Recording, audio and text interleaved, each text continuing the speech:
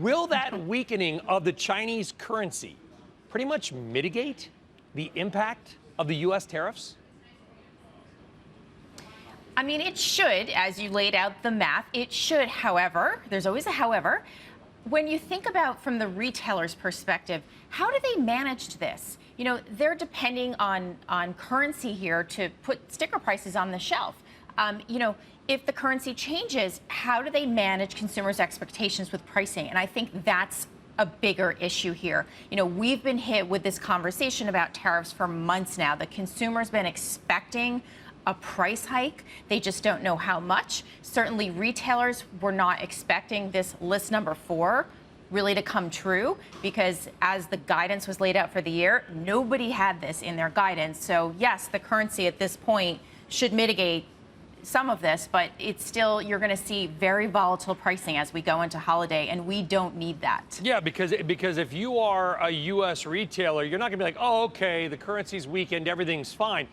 If you had plans to try to get some or all of your production out of China, either to Vietnam, Bangladesh, the United States, or wherever, you're still going to do that. This doesn't just make things cheaper. It adds another layer of confusion and volatility. Right. Should we stay or should we go? And I think also another point that everybody's missing here is, yes, everybody is rushing out to Vietnam and Bangladesh and all these places, but there's basic supply and demand here that if everybody's rushing to those places, do we not think the prices there are also going to go up over time? Yes, they will. PVH, the CEO there, pointed out that very fact a few months ago on a conference call.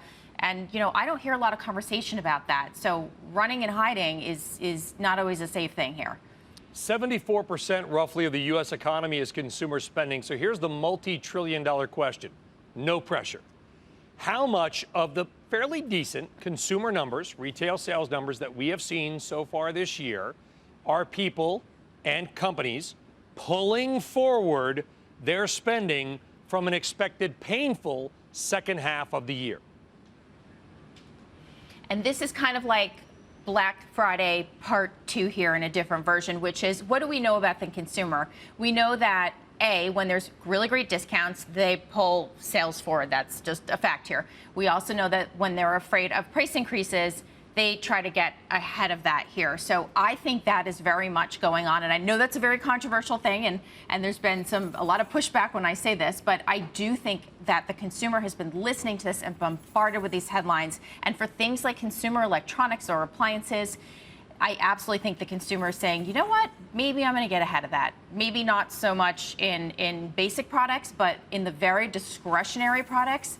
I think that is very much going on. And also, don't forget, we came out of Q1 with very high inventories, and retailers told us there were going to be huge promotions. So again, the consumer was teed up in Q2, ready to spend. But if you're right, jacked up inventories in the first half of the year, maybe a consumer that will slow down in the second half of the year, that means prices are going to go, that's the universal noise for they're going to fall.